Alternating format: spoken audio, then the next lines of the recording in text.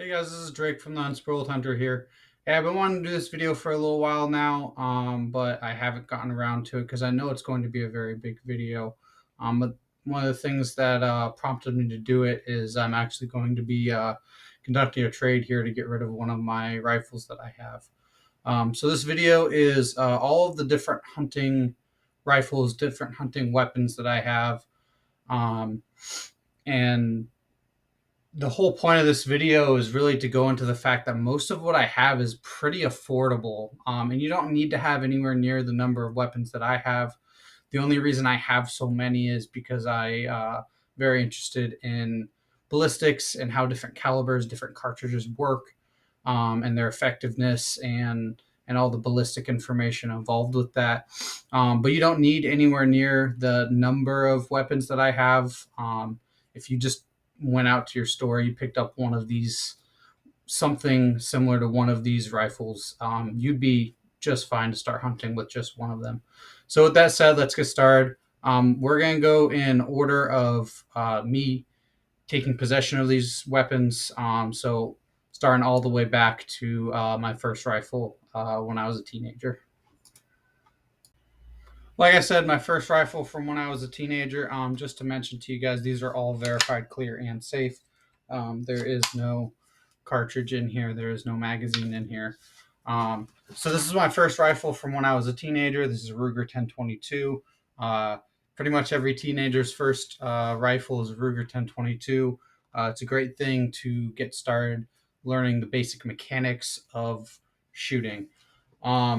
Now, obviously, I wouldn't go hunting deer with this 22 long rifle. Some people say they've done it. Some people say they can. Not me. I'm not going to do that. And in most states, that's not even legal. But I use this for squirrel hunting. Um, I could use it for some other pest hunting if I ever wanted to. For the most part, I use this rifle for plinking and for teaching new shooters. For example, when my mother-in-law wanted to learn how to shoot, this was the first thing I had her shooting so that she could learn how to, understand the basic mechanics of a rifle, before ever putting her on a rifle that had some more kick, some more power to it. Um, this is a great rifle to start with if you have kids who are old enough to start shooting or old enough to own their own rifle that is theirs. This is a great place to start, and this is what I got. I believe I was 14 when I first was given this rifle. I believe it was a Christmas present from my father. So this is a great place to start for a kid to get started learning to shoot. It is very important, though, that you teach those fundamentals and those basics, especially the weapon safety rules and whatnot. Make sure that is the first thing that is ever taught to a child who ever shoots a rifle. Up next, I have two rifles that kind of go hand in hand, and that's because I got them in the exact same way at pretty much the exact same time. This was back when I had just freshly turned 18. I went on a fishing trip up in Alaska with my uncle. And back then, you could post on Facebook weapons for sale. That's not true anymore exactly. There's ways to do it, but we used to just have Facebook groups where you could just sell these items. That doesn't really exist anymore. But anyways, I was only 18 years old. We flew into Anchorage and bought a couple of hunting rifles from some guys on Facebook Market. Well, it was a Facebook Marketplace at the time, but from a Facebook group that we were in. And this brings up the reason I'm starting this video is this one right here. This one's my 30-06. This is a Mossberg Maverick 30-06. Yeah, most people have never even heard of. By the way, I'll show you clear and safe. Nothing in the chamber, nothing in the magazine. Most people have never heard of the Mossberg Maverick as a rifle. A lot of people have heard of a 12 gauge. That's a Mossberg Maverick. This is similar in that it's their very, very budget friendly option. And these existed back before the Mossberg Patriot was a thing. This was their budget option that they had before. And that gets me to why I'm getting rid of this rifle. And nothing against 30-06. I think 30-06 is a great cartridge. But this is a Very, very, very budget rifle. I think I found a few of these online for about $250, $200. Um, so there's nothing wrong with a $200, $300 gun, but this one specifically, because it's been discontinued, I can't find any parts out there to really upgrade it and fix the issues that I have. The biggest issue I have with this rifle is the trigger pull. Now, the trigger right here is it's like a 6, 7 pound trigger pull. And, for the average person, that's fine. For me, I really like a nice, light, crisp trigger pull. Um, and for a lot of those budget rifles out there, you'll find a way that you can upgrade the trigger. Because this one's discontinued, I can't find anywhere online a way to get the trigger any better. Now, maybe I could take it to a gunsmith and have them work on it, but I just can't find any drop-in, easy to do ways to upgrade this rifle. And then the other thing that I do not like about this rifle is there is no threading on it. I really like threaded barrels. Pretty much all of my rifles have a threaded barrel on them. If I'm not putting a suppressor on it, I'm probably putting a muzzle brake on it, or quite a few of them have a muzzle brake on them that actually receives a suppressor. Modern day, most rifles are going to come threaded. There's going to be a few options out there that aren't threaded. There's also some states that don't allow you to have threaded barrels, which is, we're not going to get into that. But I want a threaded barrel on pretty much all of my rifles. I could take this and get threaded, and we're going to go over your options that you have even if you don't have a threaded barrel. But because I hate this trigger so much, I'm getting rid of it. I've got a deal set up where I'm going to go trade it for a 450 Bushmaster upper. And then maybe one day in the future, I'll buy myself a new 30-06. Again, nothing against 30-06. I think 30-06 is a great cartridge. I just hate this rifle specifically. Now, like I said, this was bought from a Facebook exchange back when I was 18 years old. I didn't know anything. I didn't know I liked a good trigger back at that time. But also at the same time, let me just verify this is in fact clear. At the same time, I also bought this rifle. Now, this is a Ruger American 270. This is one of my favorite rifles. I use this rifle all the time. I took my first deer with this rifle. And it brings me to the options you have when you don't have a threaded barrel. This is a muzzle brake that actually clamps on. That is an option. You can do that, or you could go and get the muzzle threaded.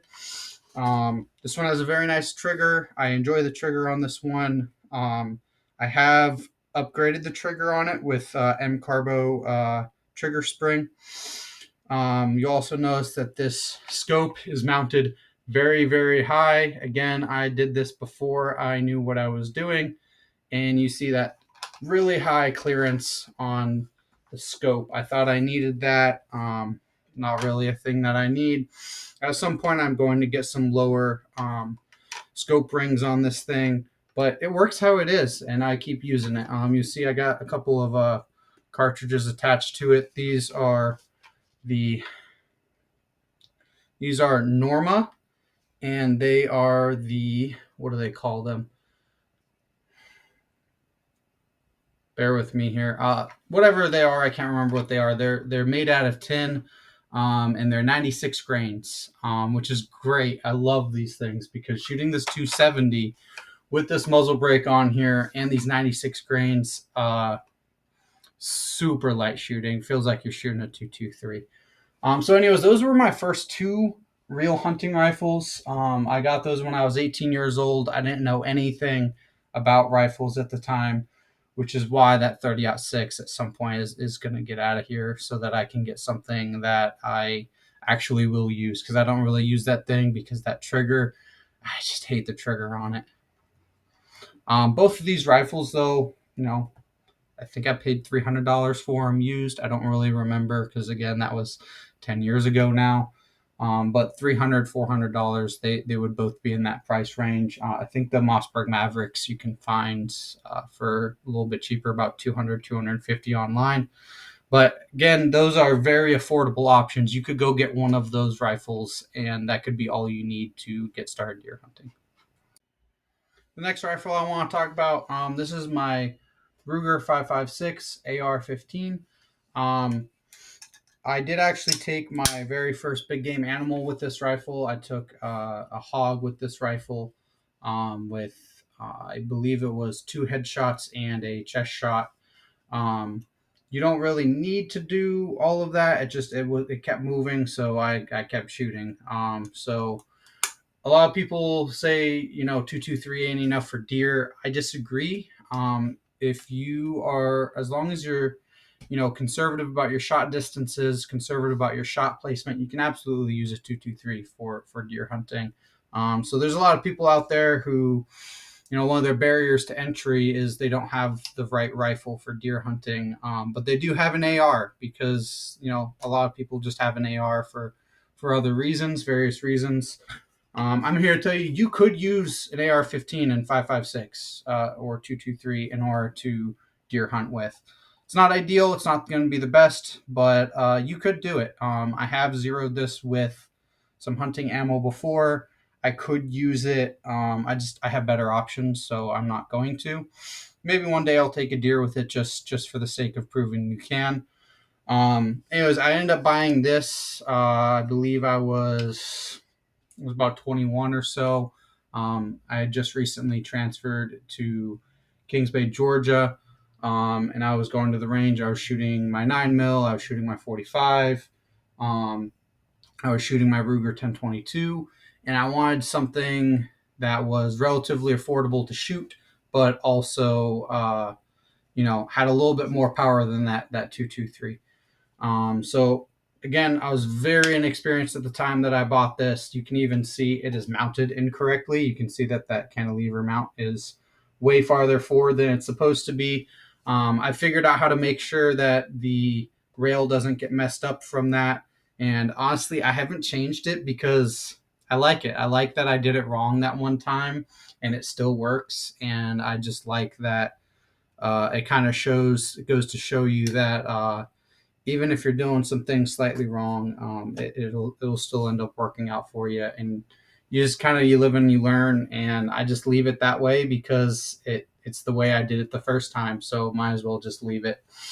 Um, so you could use a rifle like this. I just have a 1-6 on here. That way, it's useful as a home defense weapon, but also could be used for hunting. You could use a 223. You can use your AR-15 that you already got. You don't have to go out and get a hunting rifle. You can just use what you've already got if you've already got one. All right, now the next rifles that I want to talk about, this is really more of a long journey than it is just the rifles that I currently possess. And that is my story of 308. I think 308 is an excellent cartridge. It's one of the most rounded, most versatile cartridges you have out there. You can use it from anything from small fur bearers all the way up to even elk and moose if you wanted to. So it really starts all the way back, like I said, when I was in Kings Bay, Georgia. I was probably 22, maybe 23 years old at the time. Um, During a Black Friday sale, Savage was selling their Savage Axis, their older model, for very very cheap with a mail-in rebate with a scope. It was like $250. And I kept going to all these stores that had this deal, and they all only had 6.5 Creedmoors, and all the websites they were all 6.5 Creedmoors, and I didn't have anything against 6.5 Creedmoor, but I was looking for a 308.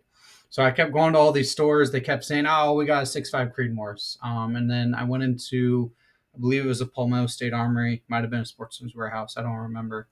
Um, and I said, "Hey, your website says you have a 308 left in stock. Can you please go check?" And he said, "No, we only have 6.5 Creedmoors. I've already checked." I said, "Okay, but your website says you have one. Could you please go look?"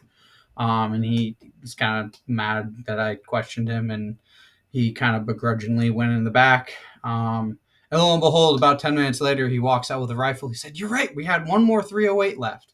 Awesome. So I bought it, took that home. Now, at the time, a rifle range had just opened where I lived, and I was there every weekend with that 308, sometimes twice a week with that 308, just practicing and learning how to shoot with a scope, learning all the things I need to know how to shoot a rifle. And I finally started to get kind of good at the things that I need to do as the shooter to shoot well.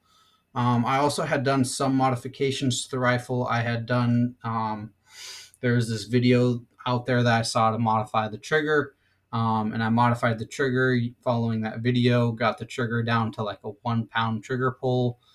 Basically, you would take a breath and the gun would go off. And that's exactly where I started with my very light trigger pulls. So, anyways, I started to build that skill, build that rifle marksmanship with that rifle. But then I finally got to myself to where I can shoot really well. So let's see how well I can get the rifle to shoot. And I could get to shoot really well with FMJs, maybe some hollow point boat tails, but I could not get it to shoot well with hunting ammo. And this was right around the time that I was starting to learn how to hunt myself. So I wanted to shoot hunting ammo out of it, but I just couldn't get any hunting ammo to shoot better than maybe a 2 or 3 inch group. And for some people that's acceptable. For me, I wanted better precision than that. What I ended up doing was selling that rifle to a buddy of mine who was my roommate at the time. Um, and I bought a 308 from Bergara. And, at the time I did a lot of research and I was like, what is the best rifle that I can afford that is going to shoot super well, super accurate?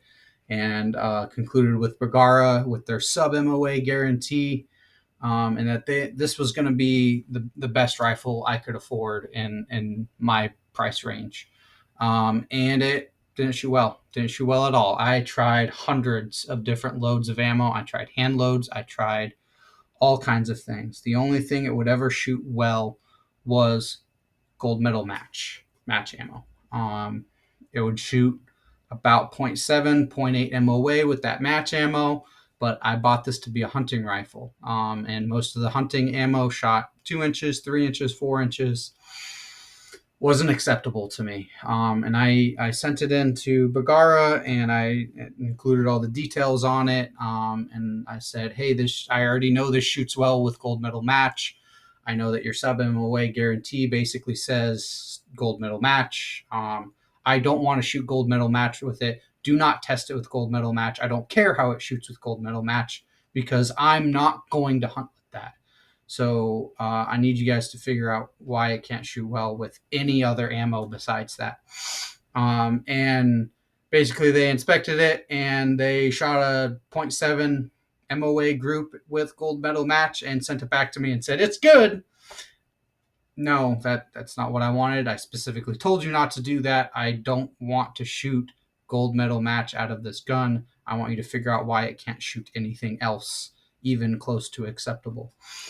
They basically responded that, hey, our sub MOA guarantee only guarantees these specific cartridges, these specific loads.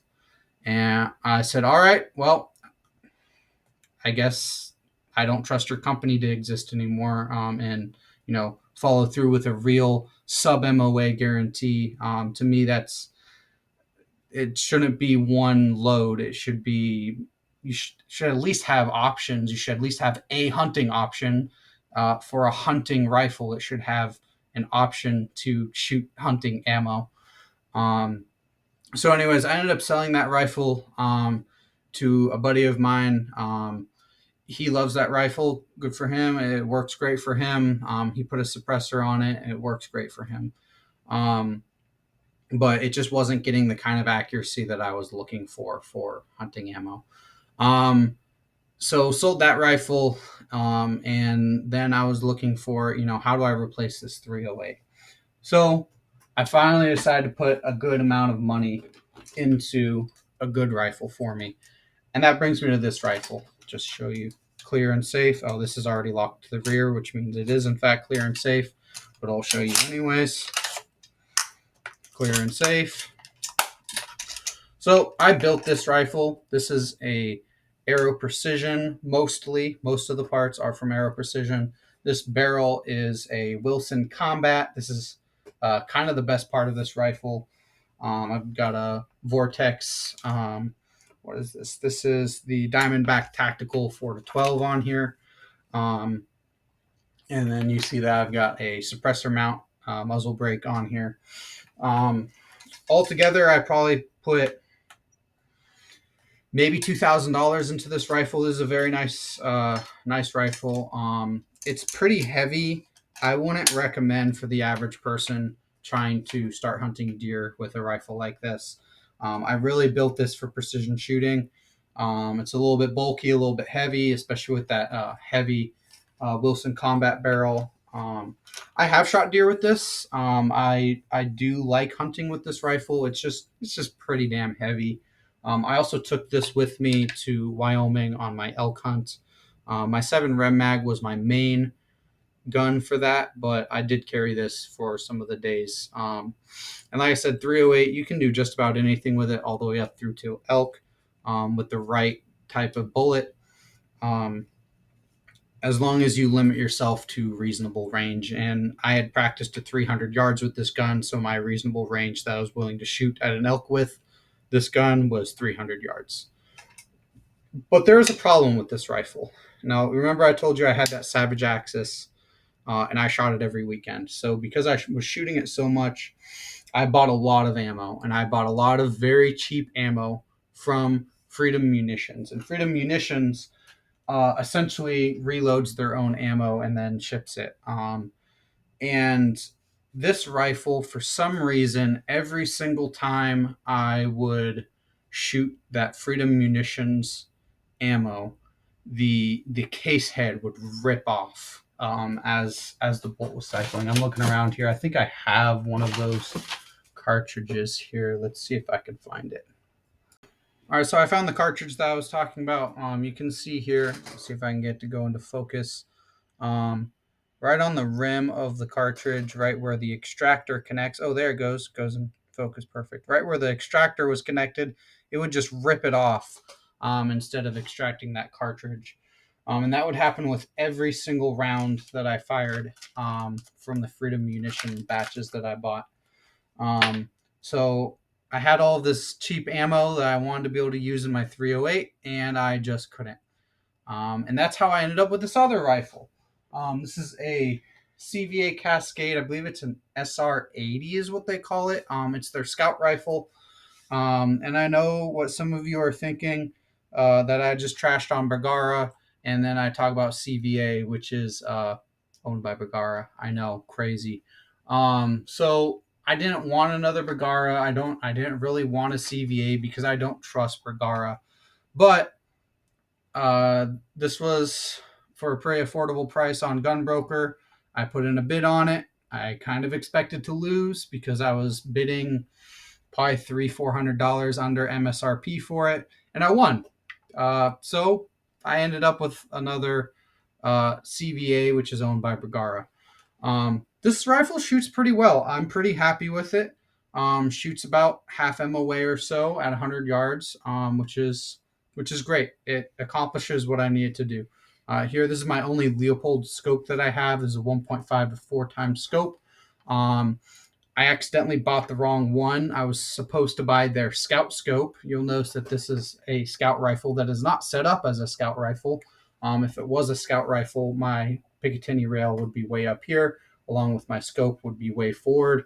I accidentally bought their LPVO instead of their scout scope.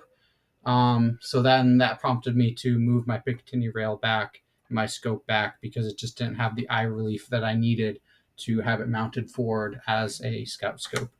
Again, you see free and clear, no ammo in here. And I've also got a muzzle brake on here that is a suppressor host. So this one will be used with a suppressor. Honestly, like, this one's kind of taken center stage as my main hunting rifle for this season. I'm going to be using my 300 Blackout and this, and those are pretty much my rifles for the season, because I do really like that 308 rifle right there. And that's kind of my whole story, my whole background on 308, and why I now have two 308 rifles, and I've gotten rid of two 308 rifles.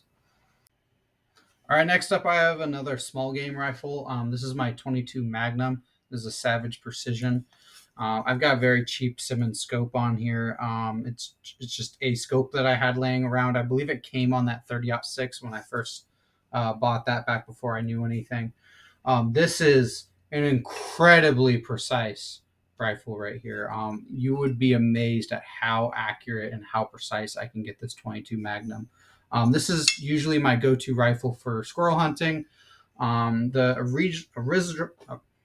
original reason that I bought it was due to some of the laws in Georgia, and they're also applicable in South Carolina, surrounding hog hunting.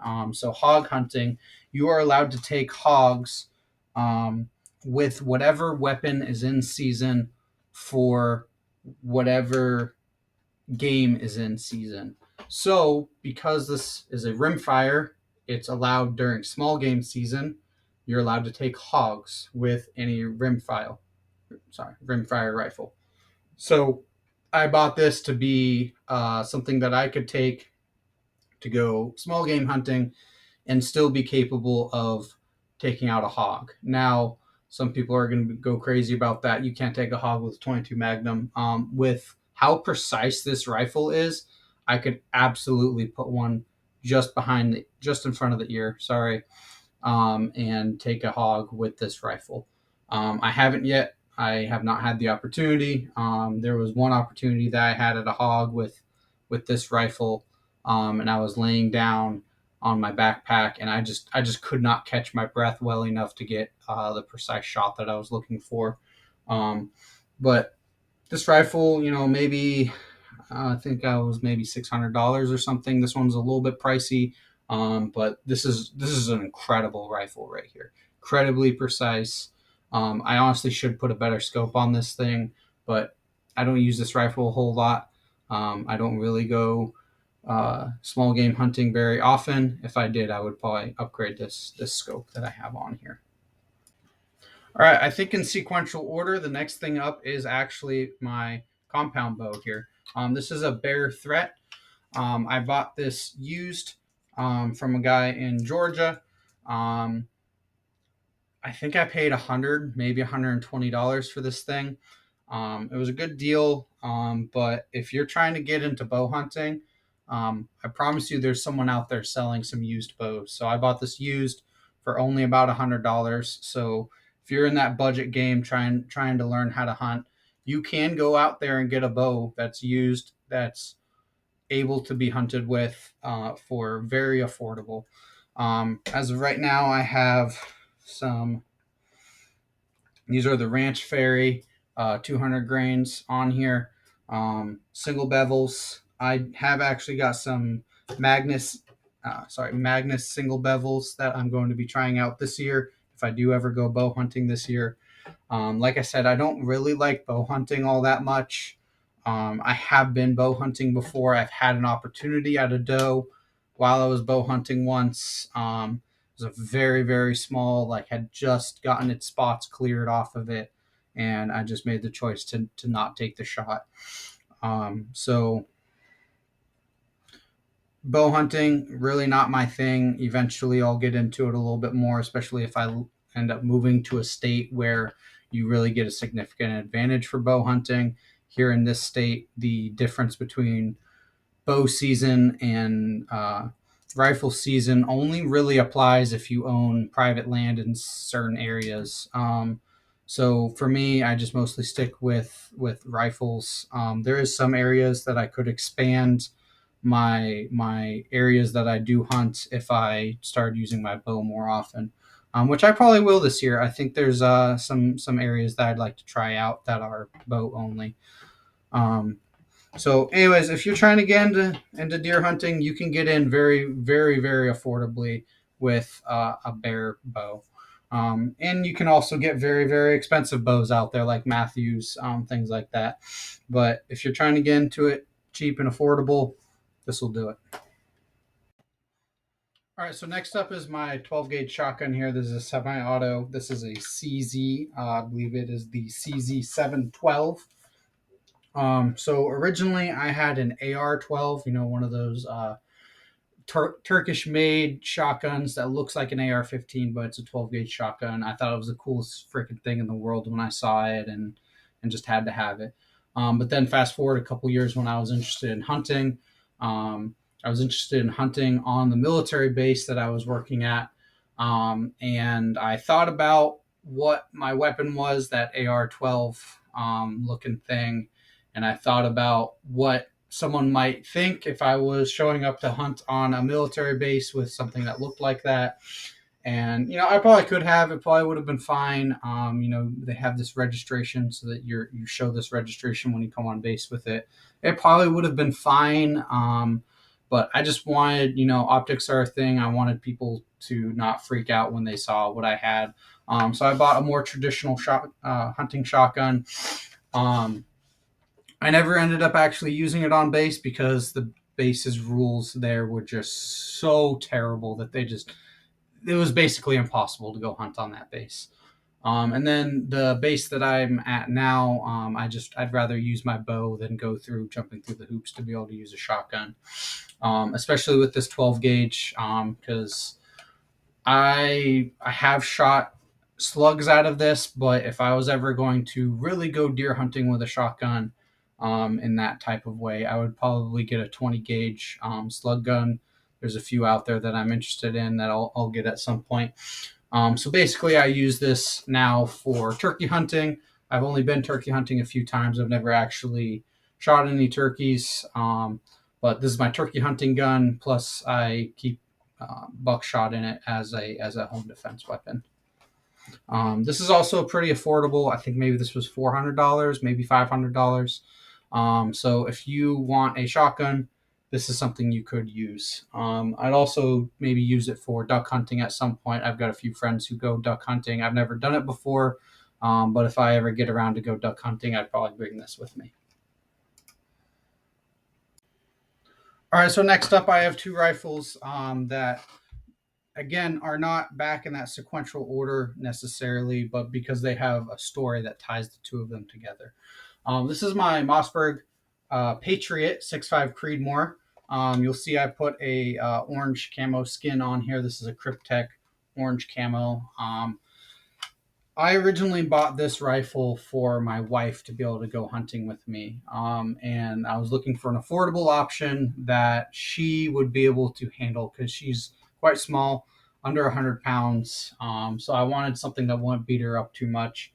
And in looking for a rifle for her, I discovered 224 Valkyrie. I discovered 6.5 Grendel. I discovered 6mm ARC. And those were the things that I was looking at getting for her. And I knew 6.5 Creedmoor was an option, but I thought maybe 6.5 Creedmoor would be just a bit too much for her. And then I had a friend who had an AR-10 and 6.5 Creedmoor, and he used it for precision shooting. And in order to figure it out, I asked him, "Hey, can we go borrow that rifle for an afternoon to go see if she's okay with shooting 6.5 Creedmoor?" And she loved shooting that rifle, that precision rifle that my buddy had. It was also an Aero Precision 6.5 Creedmoor. So since she was able to handle 6.5 Creedmoor, I ended up buying her a 6.5 Creedmoor. And I bought it for my wife to be her gun, and then I took it to the range. And this gun can produce some of the greatest groups you've ever seen in your entire life. I have some pictures out there of groups where I had 0.1 MOA group with this rifle once. It is so hard to shoot better, or sorry, I'm sorry. It is hard to shoot worse than a half MOA group with this gun. You have to be trying to shoot poorly to shoot less precise than that with this gun. Half MOA is like the worst that this gun shoots, and like I said, sometimes I can even put into those 0.2, 0.3, 0.1 MOA groups. It's originally just had a very cheap Vortex 3-9 on it. Once it earned that reputation for how well it could shoot, I ended up putting this Vortex Venom 3 to 15 on here.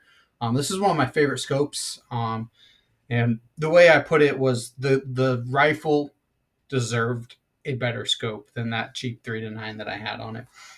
I've also got a recoil hog on here.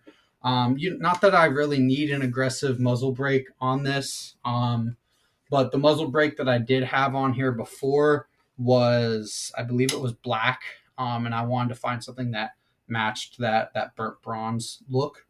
So I ended up getting this to make it match. It really doesn't need this kind of an aggressive muzzle brake for how light shooting this kind of a rifle is. But why not have it? Why not? Um, I love this rifle so much, and this is a $400 rifle, and this shoots incredibly. So if you're looking for an affordable option, those Mossberg Patriots are a great spot to start, especially in the 6.5 Creedmoor. I know some people have had some issues with 308 for the Mossberg Mavericks. Sorry, Mossberg Patriots, Mossberg Mavericks, the old budget option that I have in the 30-06. So some people don't like the Mossberg Patriots because the 308s sometimes have issues. I probably just want to never buy one in 308. But after I bought that and I started shooting it and then taught my wife how to shoot this 6.5 Creedmoor, at some point I went back to the all the information I had learned about 6 millimeter arc, 6.5 Grendel, and 224 Valkyrie, and I said, you know what, I still really want one of those cartridges because I think they're very interesting. I think it's cool that someone made these things fit in a AR-15. I think it's really cool what these cartridges are capable of with how small they are. Um, and now you would think that would lead me to buy an AR-15 and one of those cartridges. But no, I ended up getting a bolt gun. And I call this my lightweight spot and stock gun. This is a Howa in 6.5 Grendel. And how I ended up determining which of those three cartridges to pick was the 6.5 Grendel had a little bit more mass to it than the 6 millimeter arc. I had pretty much narrowed it down to between 6 millimeter arc and 6.5 Grendel. And I ended up picking the 6.5 Grendel because it had a little bit more mass to it when you're hitting a deer with it. Which, knowing what I know now, I probably should have gone with 6 millimeter arc because 6 millimeter arc ended up taking off a whole lot more and became way more available. And then again, one of the biggest things that I liked about 6.5 Grendel was there was very cheap steel cased ammo out there that you could get, and just for plinking, it'd be very affordable to shoot. However, this rifle, for some reason, when I shoot that steel cased ammo, the side of the cartridge case will split. I don't know what's going on there. I don't know if it's something wrong with the reamer, something wrong with pressure, something wrong with my head spacing. I don't know, but I don't use that steel cased ammo anymore, so kind of lost that affordability with it. And this actually was the first rifle that got me hand loading. And the reason for that is the only hunting ammo that was available at the time that I bought this in 6.5 Grendel was Hornady Custom with SSTs. And that was the only hunting ammo I could find for it. And it shot 4-inch groups. And I was like, wow, this is terrible. That this is all I can find, and it shoots these terrible groups. So I ended up getting a reloading press, and the first thing I tried was pull the bullet out with a bullet puller, put the bullet back in at 20 thousandths off the lands, and I did that, and it took those 4-inch groups to about 0.7 MOA groups. So that was the first thing that got me hand loading, and I thought it was super cool that I could take something that was shooting 4-inch groups and put it down to 0.6 MOA, which for those of you who don't know, that's approximately 0.6 inches, about half an inch group, just from pulling the bullet out and putting it back in. This is kind of my lightweight rifle that I call it my scouting rifle. I take it with me when I know I'm going to be going for a long walk, and it's just something that I could, if I do come across something, a deer, I could shoot it. But for the most part, it's there to be a lightweight rifle so that I can go for a very long scouting mission with it. All right, this rifle actually came before the 6.5 Grendel, but I tied those two together with a story, so now I'm on to this one. This is my 350 Legend. This is a Bear Creek Arsenal upper, and this is an Anderson lower. Very, very, very cheap stuff here. Anderson lower. I think I paid like $30 for this incomplete lower here, and then dropped all the parts inside of it. And then the Bear Creek Arsenal upper. I think I paid like $200 for that thing. This is a very, very, very affordable rifle. And the cool thing about Bear Creek Arsenal is I was talking about how if you already have an AR-15 in 223-556, you could go hunting with that, or you could just go out there and get a Bear Creek Arsenal upper in a different AR-15 cartridge, and then have a little bit more confidence in your hunting. All kinds of different options. There's 350 Legend, there's 450 Bushmaster, there's 6.5 Grendel, 6mm ARC, 224 Valkyrie, even 7.62 by 39. You can get all kinds of different cartridges that'll fit in an AR-15. You just buy the upper from Bear Creek Arsenal. It's going to run you $200, maybe $300 max. And then you just pop these little pieces out, slap it onto your lower that you've already got, and you just converted your 223 rifle that you didn't want to go hunt with into a rifle that you did feel more comfortable hunting with for only $200 or $300.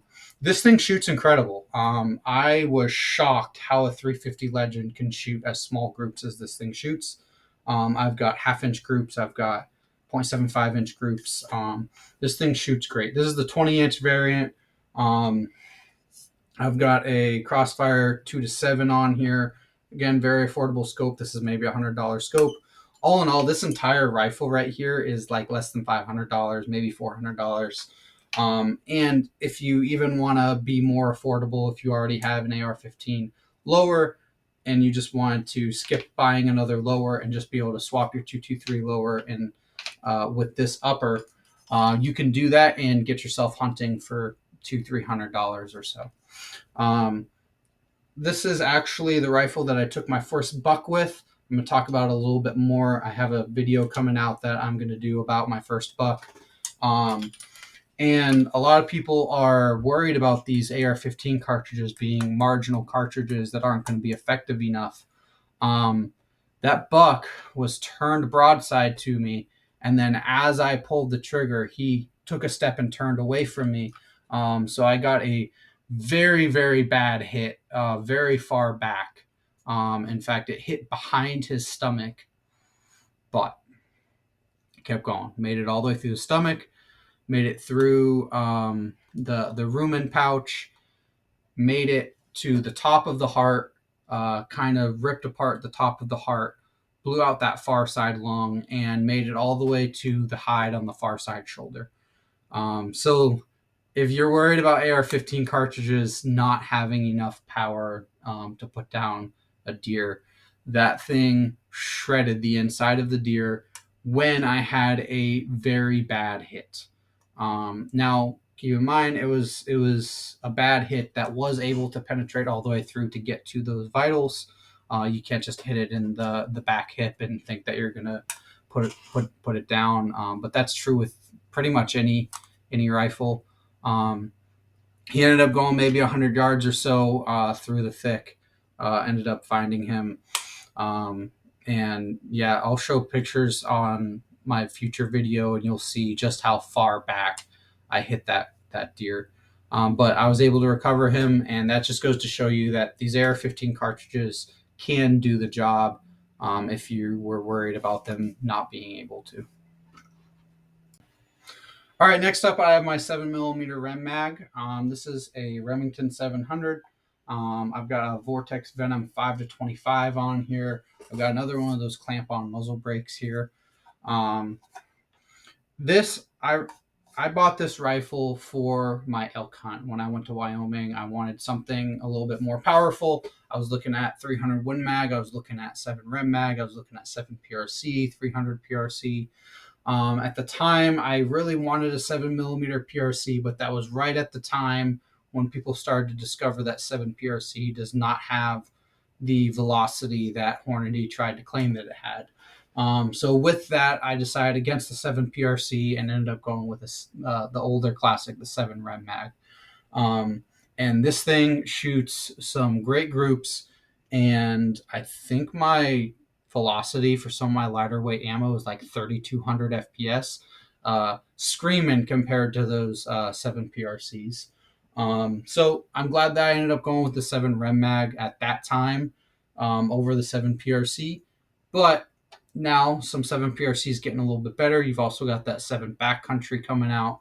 I am interested in changing this over at some point, whether it's changing out the barrel or buying a different rifle that's either in 7 Backcountry, 7 BC, or 7 PRC, and replacing this rifle with something like that. Um, One thing to note on this, this scope is very heavy. I think this scope is like close to 3 pounds, which yeah, it was great having that 5 to 25 zoom on my Wyoming elk hunt, being able to use just my scope, not having a spotting scope, and being able to see 600, 800,000 yards with it. But this thing is heavy. This is a very heavy rifle, and it's mostly due to this scope right here. That 3 to 15 that I have in the 6.5 Creedmoor, I want more of those, and I'll probably replace this with one of those once I can get rid of this one here.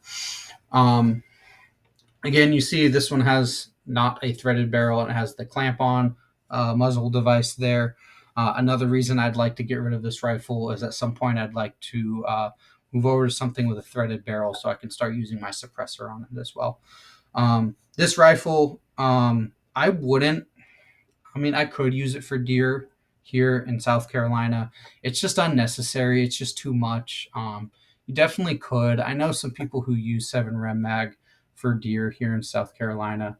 It's just, I don't know why you would want that much recoil for what you're doing. It's not that it's going to destroy your deer or anything. That's all. It's all fake. Just people talking. But it's just not something that I would want to use. I could use it if for some reason I ever ended up going to a place where someone said that, hey, yeah, you might be shooting deer at 500, 600 yards, then maybe it'd be worth bringing a rifle like this. But for the most part, I don't really use this for deer hunting here.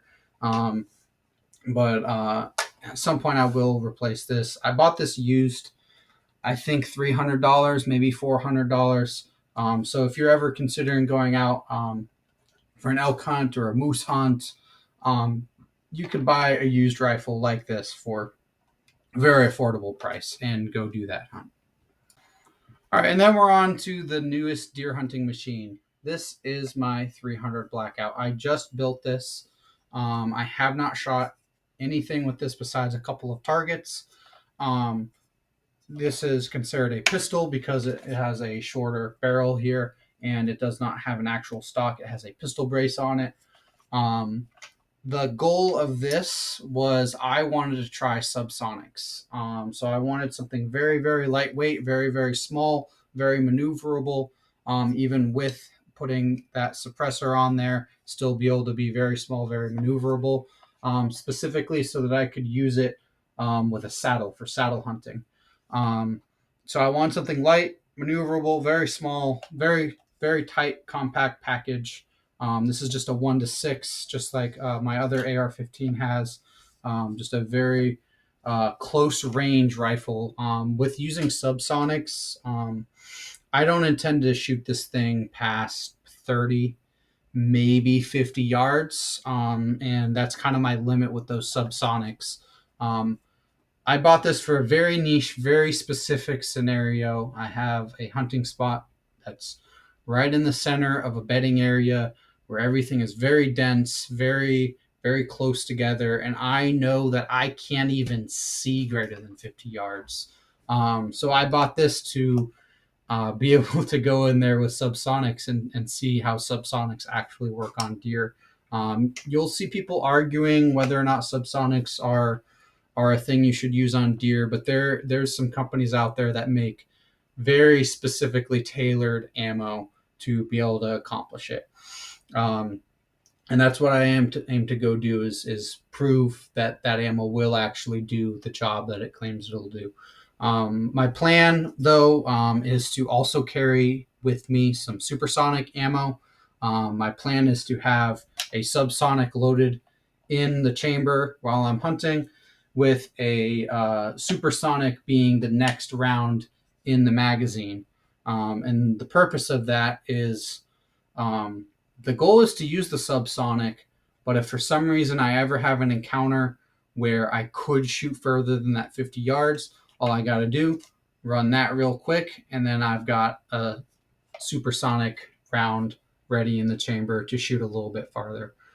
So if I ever, while I was on my way to my stand, saw a deer at 100 yards, maybe 150 yards, I could just run that real quick, and then I have a supersonic round ready to go for that slightly longer shot. Now, I probably wouldn't shoot this thing further than 150, maybe 200 yards at the absolute max, with 300 blackout. So this gun, hopefully you'll see it in some more videos in the future here, when hunting season starts here September 15th. This is the one I'm going to be going to. This is the one I'm going to start with because my favorite spot is that spot in that bedding area. So I fully intend to go in there with this rifle and see what I can do with those subsonics. All right, so in conclusion here, the biggest point, I have a lot of rifles. I have a lot of options that I could go deer hunting with.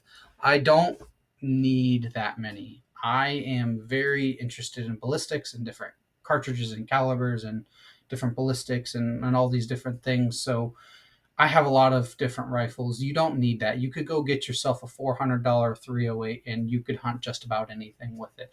You could go get yourself a, if you already have a AR-15 and 223 and you don't think that's a good enough cartridge to go deer hunting, you could go get yourself a 350 Legend upper for $200, and a scope for $100, and you can get into hunting for just a couple $100.